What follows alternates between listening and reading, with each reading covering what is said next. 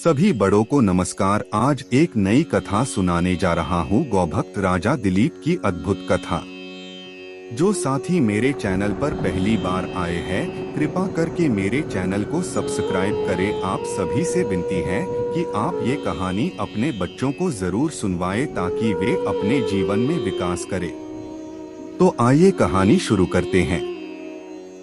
रघुवंश महाकाव्य में महाराजा दिलीप और नंदिनी गाय की एक बहुत ही मनोहर कथा आती है, जिसमें नंदिनी गाय दिलीप राजा की सेवा से प्रसन्न होकर उन्हें उत्तम संतान तथा सौभाग्य का वरदान देती है। यह कथा गाय माता की महिमा को प्रत्यक्ष रूप से प्रकट करती है।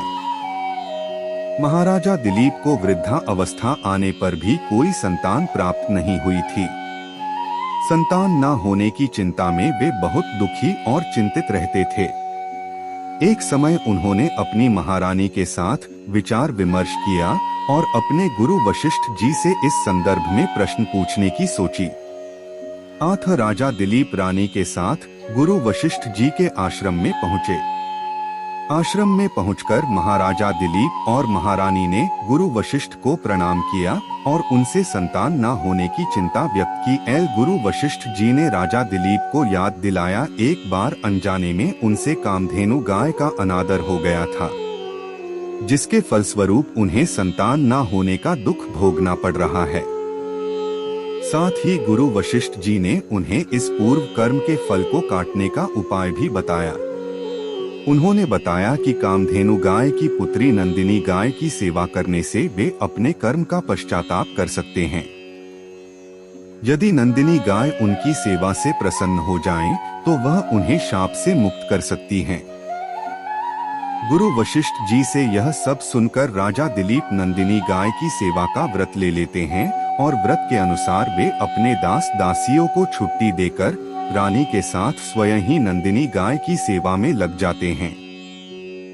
राजा दिलीप और उनकी पत्नी गौ माता नंदिनी को मीठी घास के कौर खिलाते, उसके शरीर को सुहलाते, डांस वगैरह को दूर करते तथा वह जहां जाना चाहती वहीं जाने देते थे।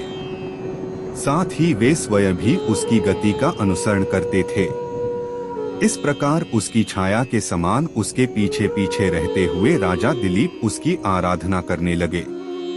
राजा दिलीप के तप का प्रभाव और दया भाव के कारण वन के समस्त स्थावर जंगम जीव मंत्रमुग्ध रहते थे। प्रजा की रक्षा करने वाले राजा के वन में पैर रखते ही बलवान प्राणियों ने अपने से कम बल वालों को तंग करना छोड़ दिया था। राजा दिलीप प्रतिदिन प्रातः काल गाय को चराने के लिए निकलते थे। उस समय उनको रानी पहुंचाने जाती थी और सायंकाल जब राजा गाय को लेकर लौटते थे तब रानी दोनों को लेने जाती थी। महाराजा दिलीप संध्या काल में नंदिनी गाय की पूजा अर्चना करके उसे दुहकर नंदिनी जी के सोने के पश्चात सोते और उनके उठने से पहले उठ जाते थे। इस प्रकार राजा दिलीप को सेवा करते हुए 21 दिन बीत गए। तदंतर राजा की भक्ति भावना की परीक्षा करने के लिए मुनि की होमधेनु एक हिमालय की गुफा में, जिसमें कोमल घास उग रही थी, घुस गई। गाय हिरण पशुओं से सुरक्षित है, ऐसा समझकर राजा पर्वत की शोभा देखने में तल्लीन थे। इसी बीच एक सिंह आकर गाय के ऊपर झपटा, जिसका पता राजा को नहीं चल सका। जब राजा को गाय की आर्त ध्वनि सुनाई पड़ी, तब राजा की नजर पीछे गई। तब राजा ने देखा कि लाल गाय के ऊपर पंजा रखे केसरी सिंह खड़ा है। उम्मीद है आपको कहानी पसंद आ रही होगी। कृपा करके मेरी वीडियो को लाइक शेयर कर दे और मेरे चैनल को सब्सक्राइब कर दे। अब आगे की शेष कहानी सुनिए।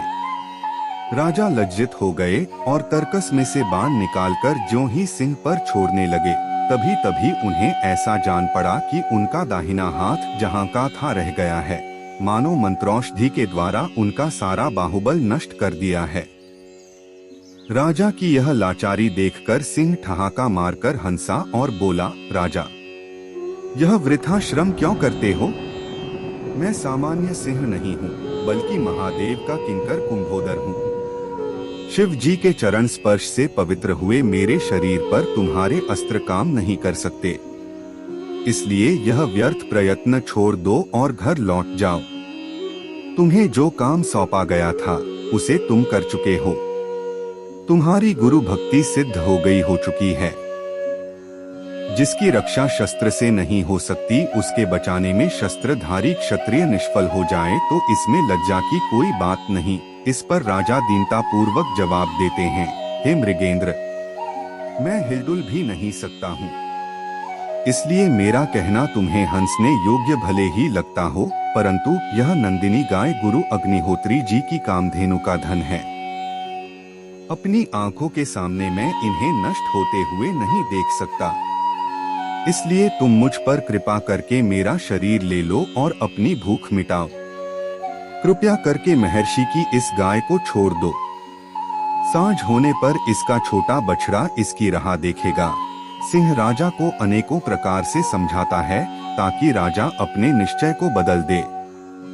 सिंह कहता है, यदि तुम भूत दया के वशीभूत हो गए हो तो अपना शरीर प्रदान करके तुम इस एक ही गाय की रक्षा कर सकोगे, लेकिन यदि जीते रहोगे तो हे प्रजानाथ, तुम अपनी प्रजा को पिता के समान सदा संकटों से उबार सकोगे। और यदि तुम्हें अपने गुरु के क्रोध का डर लगता हो तो उनको तुम घड़े जैसे थन वाली करोड़ों गायों को देकर शांत कर सकते हो। इस तरह सिंह द्वारा बहुत प्रकार समझाने पर भी राजा पर कोई प्रभाव न पड़ा। वरन राजा दिलीप सिंह से कहते हैं कि जिस प्रकार तुम देवदारू वृक्ष की रक्षा शिवजी जी की आज्ञा से करते हो, उसी प्रकार मैं अपने गुरु की आज्ञा से इस गाय की रक्षा करता हूँ। इस प्रकार सेवा कार्य करने वाले तुम मेरी सेवा की भावना को क्यों नहीं समझते हो? यदि तुम्हें मुझ पर दया आती हो तो मेरे इस नश्वर शरीर पर क्यों करते हो? मेरा जो अमर यश रूपी शरीर है उसके ऊपर दया करो और इस नश्वर शरीर को तुम खा जाओ। इस नश्वर पिंड पर मेरे जैसे मनुष्य को कोई आस्था नहीं होती। राजा की यह बात सुनकर शेर मन ही मन प्रसन्न होता है और राजा की बात को मान लेता है। इस प्रकार राजा सिंह की भूख मिटाने के लिए उसके चरणों पर अपने शरीर को मांस के पिंड के समान अर्पण करते देते हैं। तभी सिंह के आगे पड़े हुए राजा दिलीप के शरीर पर आकाश से पुष्प वृष्टि होती है और एक धीमी अमृत जैसी मधुर ध्वनि सुनाई पड़ती है। वत्स उठ। राजा दिलीप उठते हैं और सामने देखते हैं कि अपनी जननी के समान वह गोमाता दूध की धार छोड़ती हुई खड़ी है और सिंह अदृश्य हो गया है। माता नंदिनी उनसे कहती है, यह सिंह तो मेरी ही माया थी। इस माया के द्वारा मैंने तेरी परीक्षा ली। ऋषि के प्रभाव से स्वयं काल भी मेरे ऊपर प्रहार करने में असमर्थ है। राजा की गुरु भक्ति से, सेवा से और दया से प्रसन्न हुई गाय संतान प्राप्ति के लिए उत्सुक राजा को उनका मांगा हुआ वर प्रदान करती है और कहती है, तुम्हारी गुरु भक्ति और दया भाव से मैं प्रसन्न हो गई हूँ। पुत्र, तू वर मांग, मैं केवल दूध ही देती हूँ, ऐसा न समझ, मैं कामधेनु हूँ। प्रसन्न होने पर जो चाहे सो दे सकती हूँ। गाय को बचाने में प्राण अर्पण किया जाए या करोड़ों गायों का दान पुण्य प्राप्त किया जाए, इस धर्म संकट में एक को चुनने में राजा को देर नहीं लगी। फल स्वरूप राजा दिलीप को गौरक्षा और सेवा का सच्चा मार्ग प्राप्त हुआ, जिस पर चलकर उन्हें समस्त रिद्धि सिद्धि प्राप्त हो गई। पूरी कहानी ध्यान से सुनने के लिए धन्यवाद। अंत में यही कहूँगा, ईश्वर आप सभी को सुखी रखे और अपना ख्याल रखे। उम्मीद है कि आपको यह कहानी पसंद आई होगी। आपका कोई भी सुझाव है तो मुझे कमेंट में कह सकते हैं। कृपा करके आप मेरे चैनल को सब्सक्राइब करें और मेरी वीडियो को लाइक करें ताकि मुझे धार्मिक वीडियो बनाने का हौसला मिलता रहे और आप सबका प्यार भी मिलता रहे। कृपा मेरे चैनल को सब्सक्राइब करें। अब मैं मिलता हूँ आपको अगली वीडियो में।